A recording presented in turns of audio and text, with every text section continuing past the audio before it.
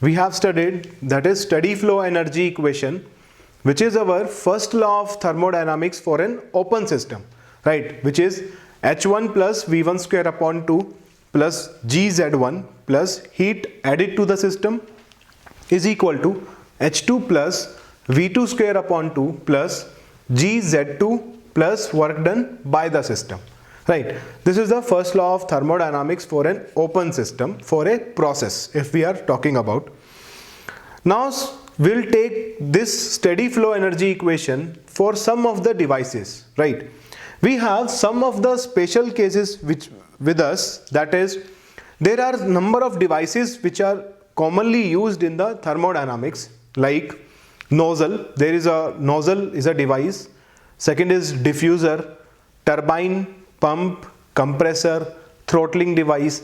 There are n number of devices which we are using in thermodynamics or in our day to day. In if we are talking about your IC engine, then there is a engine is there, or in power plants there is your turbine which is working.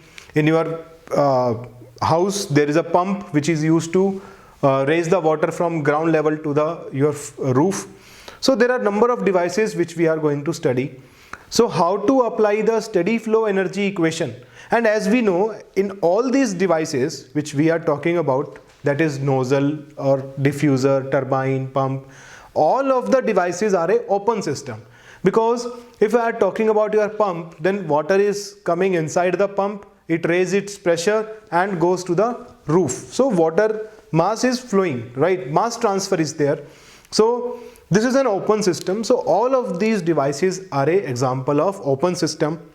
So now let us solve the steady flow energy equation for all of these special cases. First of all, we'll take the nozzle. Nozzle is a device which is used to convert your pressure energy into kinetic energy, right? As we know that energy can neither be created nor be destroyed. It can transform from one type to another type. Like your kinetic energy can be converted into potential energy, or your potential energy can be converted into kinetic energy, and so on. So you can convert the form of energy in one form to another with the help of some of the devices, but total energy will remain constant. As we know from the first law of thermodynamics, that energy can neither be created nor be destroyed. So nozzle is a device which can convert your pressure energy into kinetic energy, right? When a fluid is entering, there is some pressure in it and some velocity. The nozzle is doing to reduce this pressure and increase its kinetic energy, right? Generally, nozzle is a converging section, right? A converging passage, that area is decreasing in the direction of flow. What do we mean by a converging passage? Converging passage means your area is decreasing in the direction of flow. So generally, a nozzle is a converging passage. A diverging passage can be a nozzle, which you can study in your power plant. When you will study that power plant subject, there you can see that a diverging passage can also behave as a nozzle. So it depends upon the Mach number and depends upon the flow, whether the flow is compressible or incompressible. We'll study it later. So now, as per now, we are saying that converging passage will act as a nozzle, right? So you can see this is the converging passage in which area is decreasing in the direction of flow. Fluid is flowing in this direction, so area is decreasing. So this is, with the help of this red line, I marked a control volume, right? This is the first thing which we have to do to demarcate system from surrounding, right? With the help of a boundary line. So this is the red line is the boundary line for this system. So we are only focusing on this part. Suppose I take this nozzle as a insulated nozzle, right? I make this nozzle as a insulated nozzle, means heat cannot be goes out or come inside the system. So this is the insulated nozzle. I am saying this is the section 1, which is your inlet section. This is section 2, which is our outlet section. And now we have to apply steady flow energy equation in this nozzle, right? We are assuming flow is steady. flow is steady means there is no change in mass of this control volume. The amount of fluid or water which is coming inside, suppose in 1 second 1 kg of water is coming, so in 1 second 1 kg of water will go out. Net change in this mass of this control volume will be 0, and net change in the energy of this control volume will be 0. So we are assuming this, it is a steady device, steady flow device. So the steady flow energy equation is H1 plus V1 square upon 2 plus ZZ1 plus Q is equal to H2 plus V2 square upon 2 plus GZ2 plus WCV. This is a generalized steady flow energy equation for a device. Now, for this nozzle, we are assuming three things. First, I assume this as a insulated. There should not be any heat transfer between the system and surrounding. We don't want any heat transfer from the system and surrounding. So insulated means your heat transfer will be 0. So this heat will be 0. In case of nozzle, this heat will be 0. Second one is there should not be any work transfer. See, the only purpose of the nozzle is to change pressure energy into kinetic energy, right? We only want that this device can only work or can only produce kinetic energy on behalf of pressure energy. It will reduce the pressure energy and gives you more kinetic energy. So we don't want this device or this nozzle to work, right? We don't want any work transfer. So we are assuming there is no work transfer, where we can say WCV is 0. So basically this nozzle is your energy transformation device. There are two types of device which we came across. One is your energy transformation device and one is your energy transfer device. So basically nozzle is your energy transformation. As your name suggests, this is your energy transformation device. That it can only transform the energy, right? It can only transform the energy from one form to another form. Nozzle, diffuser, these are the energy transformation device. Pressure energy is converted into kinetic energy, or kinetic energy is converted into pressure energy in these devices. Energy transfer devices are those devices which can transfer energy from one point to another point. Like if we are talking about your turbine, turbine is basically a function, a high velocity water strikes the blade of a turbine, blade starts rotating, rotor starts rotating, and with the help of this rotation we can produce electricity. So what is happening here in turbine, if we are talking about, that water is giving, when a high speed water is striking on this blade will start rotating. So the water is giving some of the energy to this blade. So in this device, energy is transferred from water to the rotor, to this blade of this turbine. So this is an energy transfer device, right? Energy is transferring from water to rotor, right? In your nozzle, this is a energy transformation device. We don't want any work from this. We only want that it can reduce the pressure energy, gives us kinetic energy. So we are assuming that there is no work transfer, that is WCV is 0. So this is 0, right? We are taking WCV 0. Third assumption is that change in potential energy is 0. We are assuming that both of these points, point 1 and point 2, are almost at the same level. There is some difference in the potential energy of this section and this section, but we are taking it very negligible.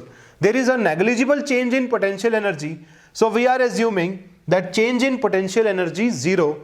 So this potential energy change will be 0, means Z2 minus Z1 into G is 0. So I am neglecting this 2 also. Now the equation will be H1 plus V1 square upon 2 is equal to H2 plus V2 square upon 2. So this is the steady flow energy equation for a nozzle with three assumptions. The nozzle is adiabatic, we don't want any heat transfer, no work transfer, and change in potential energy will be 0.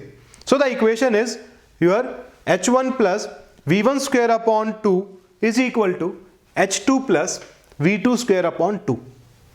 Now, as this device is converting kinetic energy, or this device is converting pressure energy into kinetic energy, so the velocity at inlet is less than the velocity at outlet.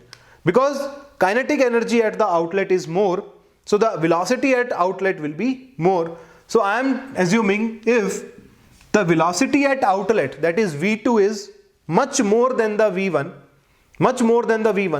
so if I am writing that V2 square minus V1 square, right, if I take this V1, this side, V2 square minus V1 square, and if I am saying this is a very less amount, so I can neglect this one, right? This is a very less. If suppose this is 1000 and this is 1, so this one will not give so much result, so I am neglecting this V1. So the V2 is equal to, so V1 will neglecting, V2 is equal to 2 into H1 minus H2 under root. So this is the velocity at the outlet, under root 2 into H1 minus H2, right? So this is the velocity when you are neglecting the inlet velocity. For air, we want to know, for air can be treated as an ideal gas, as we already studied. Air can be treated as an ideal gas. And for air, what we are writing, dH is equal to mCp dt, right? We are writing that for an ideal gas, dH is equal to mCp dt. So in place of H1 minus H2, I can write Cp into T1 minus T2. Small h is there. This is a specific volume, specific enthalpy, that is enthalpy per unit mass. So I am dividing this with mass. So this is 2 into Cp into T1 minus T2 under root, which is V2. This is only applicable, this formula is only applicable for an ideal gas. Just important thing is, this formula is only valid for ideal gas. If the gas is not ideal, you cannot write for a nozzle V2 is equal to under root 2 Cp into T1 minus T2. Only valid for ideal gas, because for an ideal gas we can write enthalpy is equal to, or specific enthalpy is equal to Cp into absolute temperature, right? So this is the nozzle which can convert your pressure energy into kinetic energy. Second types of devices is your diffuser. Diffuser is just a reverse of nozzle. Nozzle converts your pressure energy into kinetic energy, but diffuser converts kinetic energy into pressure energy, right? So diffuser is a device which can convert your kinetic energy into pressure energy, right? It is also a energy transformation device which can transform the energy, or you can say which can transform the kinetic energy into pressure energy. So I am writing the steady flow energy equation. Generally your diffuser is a diverging section. Generally the diffuser is a diverging section in the direction of flow. Flow is in this direction, so the area in the direction of flow is increasing. Here area is less, here area is more. So this is a diverging section. We can study it later that a converging section can also act as a diffuser. It depends upon the Mach number and if the flow is compressible or incompressible. We can study it later in power plant, right? So I am writing the steady flow energy equation for this. That is H1 plus V1 square upon 2 plus GZ1 plus Q is equal to H2 plus V2 square upon 2 plus GZ2 plus WCV. This is a generalized steady flow energy equation. Again, for the diffuser we are also taking the again same assumptions. First one is it is insulated. We don't want any heat transfer. We don't want any work transfer because it is a energy transformation device. We don't want that this diffuser will give us some work. We only want that it can only reduce the kinetic energy and change it into pressure energy. And also we are neglecting the change in potential energy. We are saying that inlet and outlet are at the almost at the same height. So change in potential energy will be 0. If I am applying this, this is 0, this is 0, and GZ2 minus GZ1 is 0. So we can write H1 plus V1 square upon 2 is equal to H2 plus V2 square upon 2. And if we are also know that at the inlet kinetic energy is more, at the outlet kinetic energy is less. So I am saying that if the inlet velocity is much more than the outlet velocity, so we can neglect this V2 square by 2 with respect to this V1 square by 2. So from this we can write V1 is equal to under root 2 into H2 minus H1. Right, simple mathematics. For air which can be treated as an ideal gas, for air we can write H2 minus H1 is equal to Cp into T2 minus T1. So this formula is only valid for, just as we studied in your nozzle, this is only valid for ideal gas. If the gas is not ideal, we cannot use that V1 is equal to under root Cp into 2 into Cp into T2 minus T1. So this is a diffuser, nozzle, both of them are your energy transformation device. The third device which we have to study is your turbine.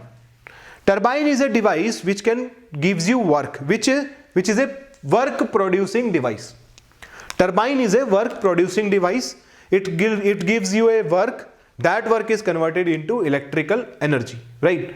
In turbine, some fluid striking a blade will start rotating. With the help of that rotor, you can produce the electricity.